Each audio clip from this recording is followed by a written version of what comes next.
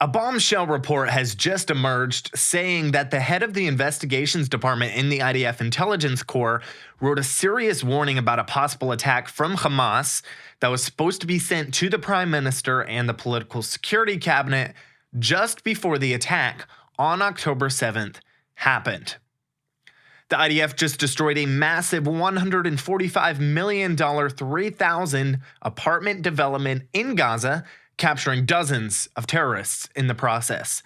And in response to a massive rocket barrage from Hezbollah on Tuesday, the IDF struck multiple terror targets in southern Lebanon.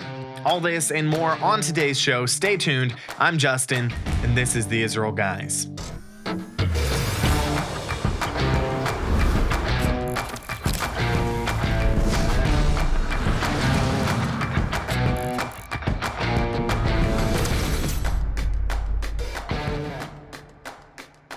Hello and welcome to the Israel Guys, where we believe that in a world of Jew hatred and anti-Israel propaganda, you should have a direct connection to the land and people of Israel. First off, make sure to subscribe here on YouTube or wherever you're watching, whether it's on Rumble, or give us a follow if you're just listening. Also, like this video, hit the notification bell so you never miss any of the episodes of the Israel Guys. We're putting out 5 shows a week.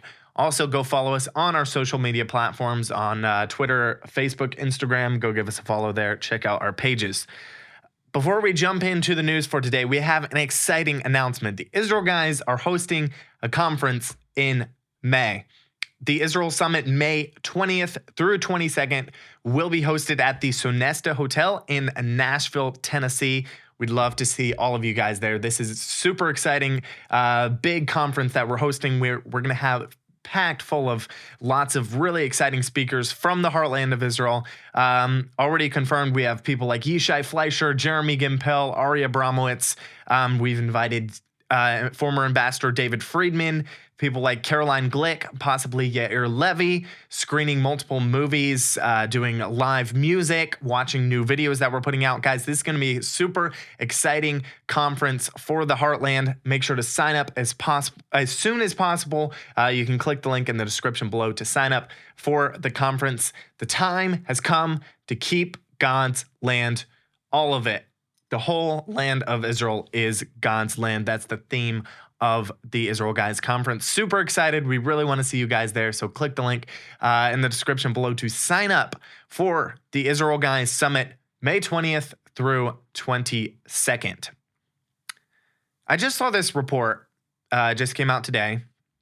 There's not a lot of details out about it yet. By the time you watch this show, there might be more details out about it. I got this from Arutz Sheva, but apparently Brigadier General Amit Saar, the head of the investigations department in the IDF Intelligence Corps, he wrote a serious warning letter that was supposed to be sent to the Prime Minister and to the Political Security Cabinet after the holiday of Simchat Torah regarding a possible Hamas attack. Khan News reported that Saar warned in the letter that Iran, Hamas, and Hezbollah believed they had an opportunity to attack Israel, according to intelligence the IDF had collected.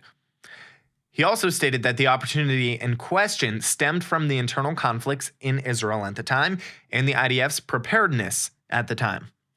He also added that senior officials in Iran believed that the time for attacking Israel and causing it critical damage had finally arrived. This is from Arutz Sheva. More details. Quote, these warnings were written the eve of October 7th and made their way to the head of the Intelligence Corps and the Chief of Staff. The two approved the delivery of the letter to the Prime Minister, but the October 7th massacre took place before the letter could be sent. Over the past year, the Intelligence Corps has sent 4 such letters, with the last one having been sent in July. The Intelligence Corps claims that politicians either ignored the letters or viewed them with suspicion. So, as I said before, there's not a lot of details out about this report yet. What we do know is there was definitely an intelligence failure before October 7th. We don't know all of the details about that. More details will be coming out soon. Stay tuned for that. Make sure you subscribe. We'll definitely be talking about that. But apparently the head of the intelligence, he had a letter ready. Like, they knew something was going to happen. He had a letter ready to send to the prime minister, but because, it was a holiday, maybe it didn't get sent in time. And unfortunately, 1,200 Israelis were killed before the letter could be sent. Moving on with what is going on in Gaza. The IDF just did a massive operation to destroy what is known as Hamad City. What is Hamad City? It's basically a block of around 3,000 apartments that was funded, cost $145 million, by the way, by Qatar, and was inaugurated in 2016. This is just north of Khan Yunis, this development, this complex of 3,000 apartments. Very big, nice area. This is from JNS, quote, "The Hamad City operation began with a massive wave of strikes overnight Saturday, with the Israeli Air Force and the IDF artillery forces hitting 50 targets within 6 minutes. Following the strikes, the IDF established a humanitarian corridor, allowing residents to leave the combat zone. Around 8,500 residents of the housing development were evacuated on Sunday." Obviously, the mainstream media is not going to talk about this, how the IDF established a humanitarian corridor like they always do before they go into civilian areas. They always, number one, put life first and make sure that there's a way for civilians to get out. They evacuated around 8,500 on Sunday. The article went on, also something that the mainstream media will not talk about. Soldiers, they distributed food to the evacuating residents for the upcoming Muslim holiday of Ramadan, including blessings from the IDF. No one's going to talk about that. In the process of clearing out civilians, of pulling the civilians out, the IDF captured 85 terrorists who were trying to hide, disguising themselves among the civilians.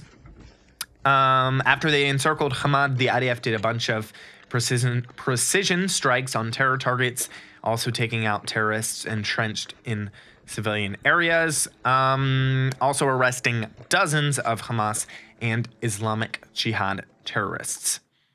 On Sunday night, the IDF and Israel Security Agency announced that earlier in the morning, an aerial strike eliminated Hamas terrorist Mahmoud Mohammed Abd Qad. He was responsible for recruiting new terrorist operatives for the Zaytun battalions. He also raised money. He was like their fundraiser. The IDF also announced on Sunday night that it had completed a 2-week-long clearance operation in the southern Gaza city of Zaytun, killing more than 100 terrorist operatives and destroying infrastructure used by Hamas and Palestinian Islamic Jihad. According to Palestinian reports, on Sunday, the IDF also conducted airstrikes in Rafah along the Egyptian border, hitting a 3-story building in the city's Al Janina neighborhood, with reports of casualties. Also, check out this epic video. I thought this was cool. Check out this epic video of the IDF destroying the largest, in the IDF's own words, the largest Hamas terror tunnel so far in northern Gaza. The IDF posted this on Twitter with the caption, "The largest Hamas terrorist tunnel discovered in northern Gaza, which had multiple branches and was dug from northern Gaza and attempted to cross into Israeli territory, was recently destroyed by the IDF. This tunnel was used by the most senior Hamas officials, including Sinwar." Check this out.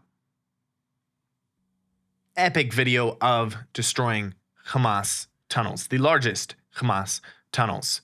We're going to talk about what is going on in Lebanon, but first, let me introduce you to the Israel Bible Book of Psalms Pray Like David edition. This Book of Psalms is in both Hebrew and English with a verse-by-verse English transliteration. That's more than 30,000 Hebrew words made accessible to you, allowing you to read, pronounce, and understand every single word of Hebrew in the Psalms. But there's even more. The English translation in the Pray Like David edition is a very accurate representation of the original Hebrew text of Psalms, and one of the most authentic and readable English translations of King David's prayers that you'll ever find. We all know that reading Psalms brings comfort and strength to the heart and soul, and now you can read them in King David's original words in Hebrew. Dive into the Psalms, walk in the footsteps of King David, and pray with renewed passion and understanding. With the Israel Bible Book of Psalms Pray Like David edition, you'll pray like you never have before. Click the link in the description below to buy the Israel Bible Book of Psalms today. The Israeli Air Force, known as the IAF, they've been doing huge strikes in Lebanon the past couple days mostly. Hezbollah has been firing multiple rockets at northern Israel every single day. As you know, over 100,000 or around 100,000 residents, I believe, have been evacuated from the towns of northern Israel and still haven't returned to their homes. But in the past week especially, things have been getting crazier. There have been multiple barrages in the last few days. Barrages of Hezbollah rockets. An Indian worker was killed on Monday, and 9 were injured in an anti-tank missile strike on the community of Margaliot. This right here was a volley that was fired on Tuesday toward the town of Kiryat Shmona. Wild stuff right there. Just rockets flying through the sky. The Iron Dome working overtime to take these rockets out of the sky. Thank God for the Iron Dome. In response to this wild, insane rocket barrage from Hezbollah, Israel struck 6 major Hezbollah terror targets, including a military site in the area of Aita Ash-Shab, from which 2 anti-tank missiles were launched toward the area of Beranit earlier in the day. The IDF said it also struck a Hezbollah operational command center in Jabal al-Baba, rocket launch posts in the area of Masmora, and military compounds in the area of Majdelzun, Hula, and Kafra in southern Lebanon. Also on Tuesday, all these strikes were on Tuesday. Also on Tuesday, the Israeli Defense Minister Yoav Gallant visited a very high-tech IDF base in northern Israel. During this visit, he said this, quote, "We must understand the situation we are in with regards to Hezbollah. They are continuously degrading the reality and bringing us closer to a point of decision in which we will have to decide what we do. For us, the supreme mission is to return residents to their homes. We will do this either through an arrangement or through an operational war operation, and this must be clear because the significance of it for you is that you could be called to it from one minute to the next, as they say." Gallant also called on the military personnel to be prepared all of the time, adding, quote, "I don't wish for us to reach the stage of war, and I think there's a chance of preventing it, but I repeat the very clear and very simple message I am telling you. Hezbollah is deteriorating the situation and bringing us to a decision point. It's only a matter of time, I believe, before Israel has to do something." Hezbollah, as Yoav Gallant said, Hezbollah is getting worse and worse every day. They are rapidly deteriorating the situation, and this cannot go on forever. There cannot be multiple massive rocket barrages flying in from Lebanon every single day. So it's going to reach a boiling point soon. Israel's going to have to make a decision whether they're going to go into Lebanon, invade, and do a full-out war. Guys, if you watch the show for any length of time, you know I like to end the show on a positive note. So I want to show you this video. Very heartwarming. It's an IDF soldier surprising his grandmother by returning home after serving for months in Gaza. Watch this video.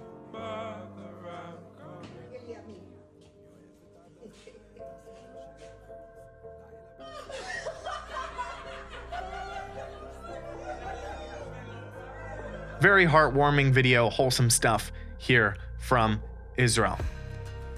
Don't forget to check out Israel 365's Israel Bible Book of Psalms. You can click the link in the description below to purchase that today. Don't forget to subscribe. Get the conversation going down below. Let me know what you think in the comments about everything we've been talking about. Love to interact with you there. As always, tune out the fake news and tune into what is actually happening here in the land of Israel. We'll be back every day, Monday through Friday, with your direct connection to the land and people of Israel.